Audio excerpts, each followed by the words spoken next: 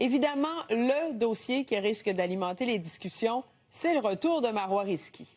La députée gardait le silence depuis le début de la crise qui a mené à son exclusion du caucus libéral. Mais Étienne, on a maintenant accès à sa version des faits. Et une partie de cette version des faits, Audrey, se trouve dans ce document.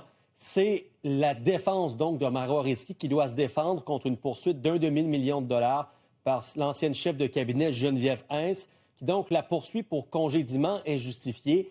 Et ce qu'on comprend à la lecture de ces documents judiciaires, c'est que Geneviève Hintz, à plusieurs reprises, aurait tenté d'utiliser du personnel politique payé par l'Assemblée nationale pour servir le chef Pablo Rodriguez, qui, lui, n'était pas élu dûment par les électeurs du Québec, ce qui correspond donc à une infraction au Code d'éthique. Voilà un extrait qu'on voit dans cette défense de Marois Risky. On peut lire que Mme Hintz a argumenté qu'il y avait des zones grises quant aux règles d'éthique et qu'elle était déçue que Mme Risky ne tente pas de trouver une solution à l'intérieur des zones grises pour satisfaire les besoins de M. Rodriguez. Donc, on comprend qu'à plusieurs reprises, Audrey, Geneviève Hintz aurait insisté auprès de Marois Risky pour que du personnel soit engagé sous un prétexte pour servir les députés du caucus du parti. Mais finalement, l'objectif serait que les employés auraient plutôt aidé Pablo Rodriguez dans l'élaboration de la campagne, ce que Marois Risky a refusé tout au long des rencontres avec Geneviève Hintz. Et, Étienne, c'est un événement de financement qui serait à l'origine du congédiement de Geneviève Hintz. Toujours selon Marois Risky, il faut dire, un événement qui se serait tenu donc au bureau de Sona Lacoyan-Olivier, qui est une députée de la circonscription de Chomédé, qui d'ailleurs présentement est toujours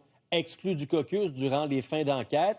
On comprend qu'en mai 2025, donc au cœur de la course pour la chefferie du Parti libéral, au local électoral de la députée de Chomédé, selon des témoins, il y avait énormément de personnes, énormément d'argent et beaucoup de ventes de cartes du Parti libéral.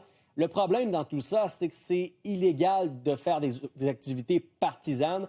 Un local payé par l'Assemblée nationale, Marois Risky aurait été mis au fait de ces pratiques le 16 novembre. Le lendemain, le 17, elle a congédié Geneviève Hintz, qui était à l'origine de toute cette crise au Parti libéral qui, au final, a obligé le chef Pablo Rodriguez à quitter au début du mois de décembre. Réaction ce soir, Audrey, de Geneviève Hintz par rapport à ces nouvelles révélations de Marois Risky.